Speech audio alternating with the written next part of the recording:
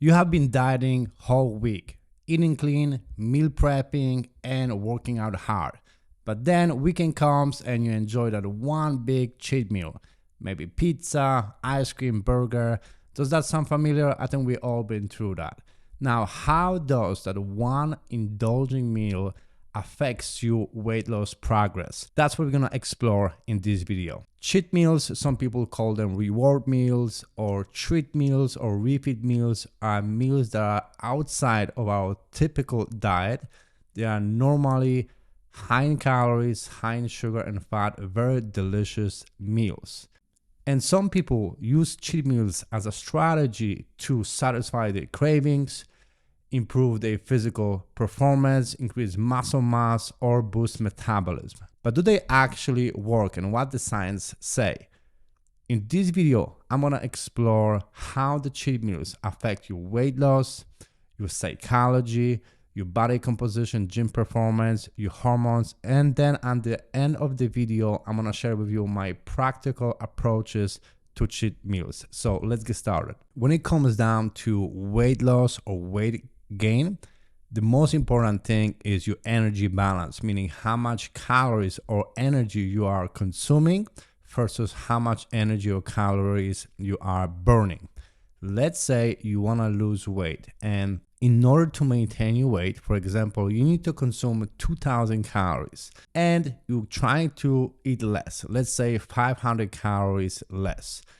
So if you're eating from Monday to Sunday, that's 3,500 calorie deficit from your maintenance, which will equal 1 pound of fat loss per week. It's a typical general average for fat loss. But now, let's say on Saturday or on Sunday, you had a one big cheat meal, maybe pizza, burger, ice cream, and that one big cheat meal can be easily from 1,000 to 2,000 plus calories, which can significantly take away all that deficit that you created during the week, which can significantly slower your fat loss progress or even makes you just maintain the weight.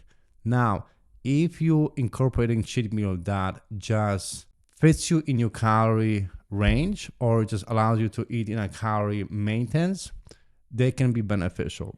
However, if they are done too frequently and you're overdoing on them and you're going crazy on your calorie intake, they can significantly slow down your fat loss progress. If you're doing them strategically, you still might gain some weight next day. However, that's mostly water retention due to higher sodium and carbohydrate intake. Some people also think that if they're gonna have a big cheat meal, they're gonna eat less next day. However, the study shows that's actually not the case. Even after a big cheat meal, your appetite, your hunger is still gonna be the same next day. And I can tell that from my own experience. When I had big cheat meals, when I had big pizza, burger, and the next day I was still able to eat normally without feeling that sensation of fullness. If you follow that 80-20 rule or 90-10 rule, meaning that 80 or 90% of what you're eating allows you to stick to your calorie intake and it's pretty healthy, and then occasionally you have something that maybe is not, the best for you, you should be in a good place. However, if the cheat meals are uncontrollable, unplanned, and too excessive, then that's gonna significantly slow down your fat loss progress, even if you're eating a calorie deficit during the week, or it can actually just allows you to maintain your weight. So now let's talk about how cheat meals affect our psychology, such as cravings, motivation, and adherence. There are possible benefits from cheat meals, such as reduced feeling of restriction, improves long-term adherence, and prevent binge episodes. I think incorporating strategically cheat meals is going to allow you to make the diet easier, it's going to allow you to stick to your diet, and it's going to prevent the episode of binge eating, because if you never cannot have something that you really enjoy and you have that restrictive mindset, thinking that you never cannot have this or you never cannot eat that, That's not realistic and that's not sustainable. So if you're incorporating cheat meals that are planned, they can be very beneficial. It's gonna work as a reward system, which is gonna help you to actually make the diet long-term and more sustainable. So structured cheat meals can increase consistency, adherence, and it's gonna make the diet easier. However, there are also some possible drawbacks or negative effects for some people with cheat meals, such as they can trigger guilt or shame, they encourage binge restricting cycles, and they can reinforce all or nothing mentality. Calling a cheat meal for some people, that can mean as something that they're doing wrong, like wrongdoing type of a behavior, which can trigger shame or guilt. Cheat meals can also trigger all or nothing mentality, where when they're eating something that is outside of the diet, that can turn into a whole day of cheating, and they might feel guilty, frustrated, and they're just gonna binge eat and overeat or quit on the diet. This is something that I experienced personally. I remember when I had a party and I had one slice of pizza, then I had two slices of pizza, and I'm like, you know what, I already messed up my diet, so let me just enjoy myself, and I just eat the whole pizza, and I was just cheating on the whole day. Then I felt guilty, shame, and that whole cheat meal turned into a whole day of cheat eating, which significantly increased my calorie intake and offset all that calorie deficit that I created during the week. So cheat meals can be a helpful psychological tool for some people, but it can also be a harmful trigger and for behavior for some people. That's going to be really depending on the individual relationship with the food, how the cheat meals are being structured, the approach to cheat meals. So that approach is really depending on the individual behaviors. Now let's talk about how cheat meals affect our hormones. And we have few hormones that we're looking at. Number one is your leptin, which is the hormone that is responsible for feeling of fullness. And calorie restrictions lower the leptin, which slows down metabolism and increase hunger. But a high carb cheat meal can temporarily spike leptin and slightly boost metabolism. So cheat meals can increase your leptin level or the sensation of fullness, but is very short-lived. I think it's less than 24 hours and doesn't really cancel the extra calories that you consume from the cheat meal. The next one is the ghrelin hormone, which is the hormone that makes you feel hungry, give that sensation of hunger. And a high calorie, high carb cheat meal can lower the ghrelin level. And when we're eating in a calorie deficit for a long time, our ghrelin level is very high.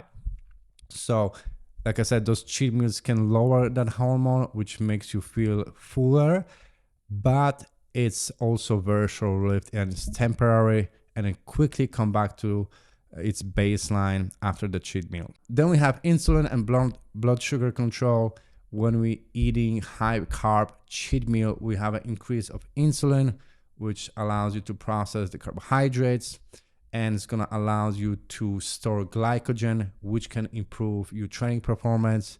However, if we're eating a very fat meal, that can actually impair your insulin sensitivity and blood sugar level. Then we have thyroid hormone and cortisol level.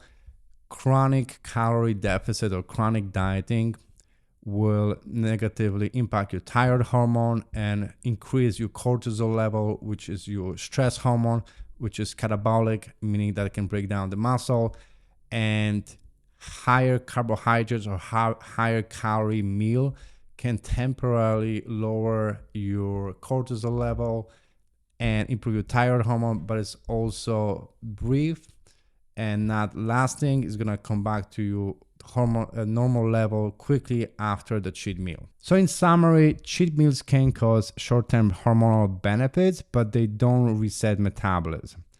Overeating fat-heavy foods can hurt insulin sensitivity without offering real upside. So for best metabolic effects, I'll recommend high carb but lower fat cheat meals. So now let's talk about positive effects of cheat meals on your body composition and your gym performance. And there are a few. For example, cheat meals can replenish muscle glycogen.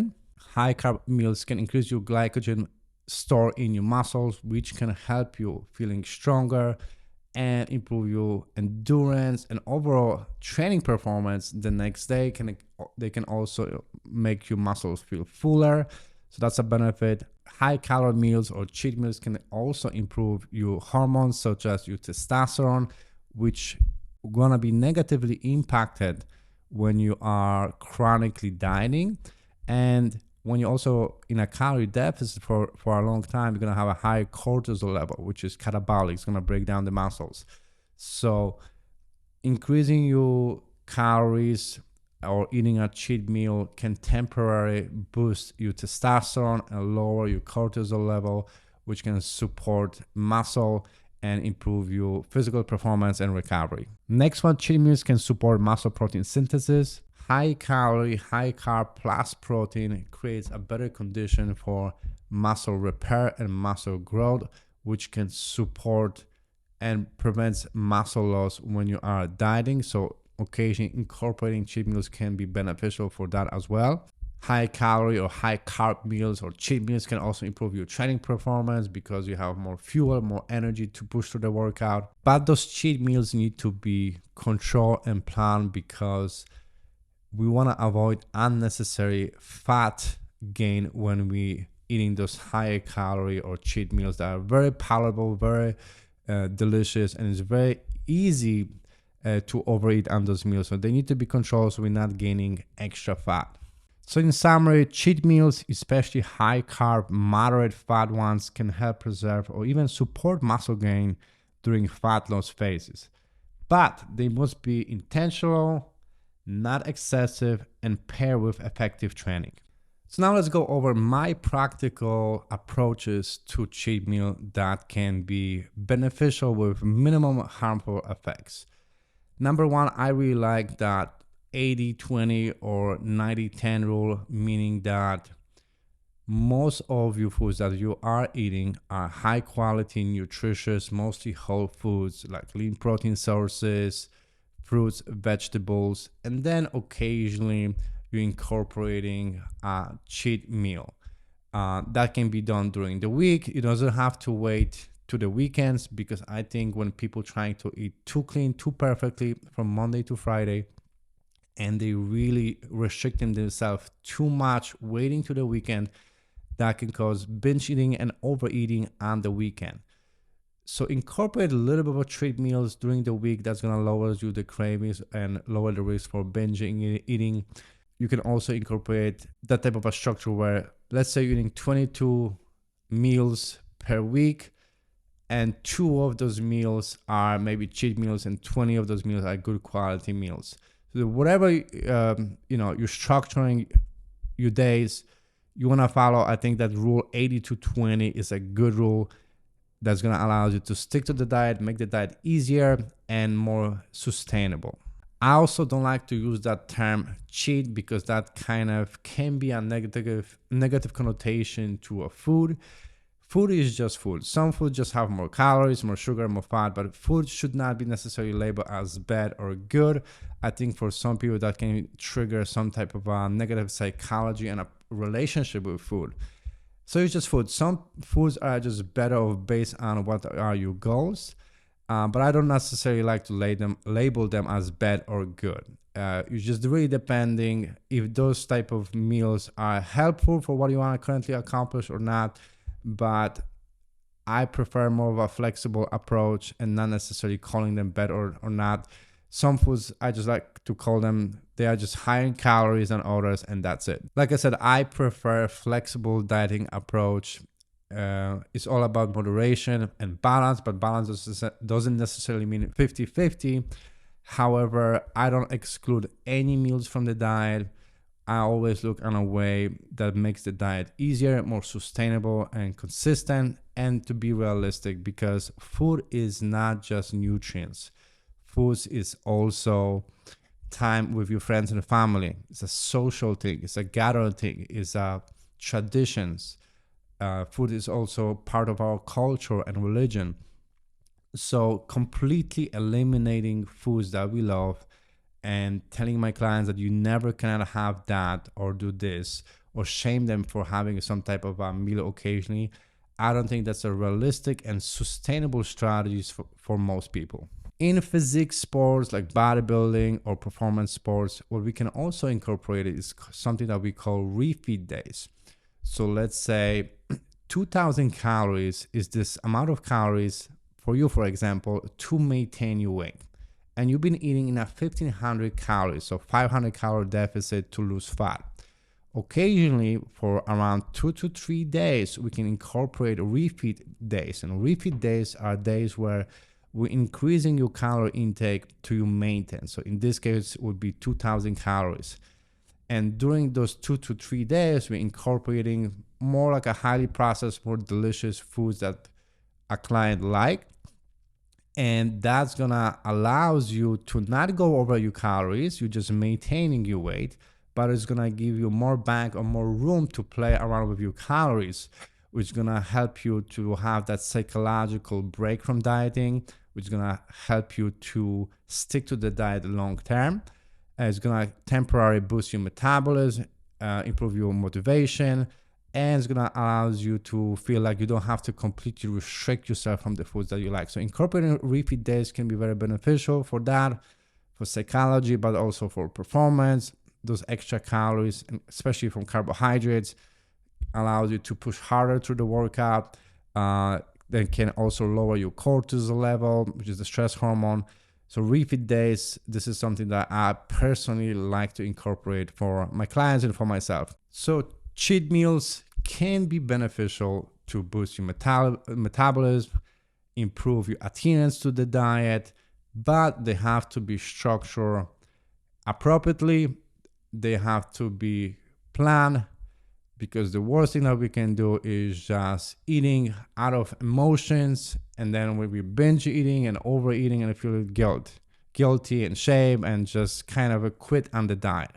So they can be beneficial. However, like I said, they need to be planned, structured, and done consciously with awareness. So I hope that was helpful. Thank you for watching, and I'll see you in the next video.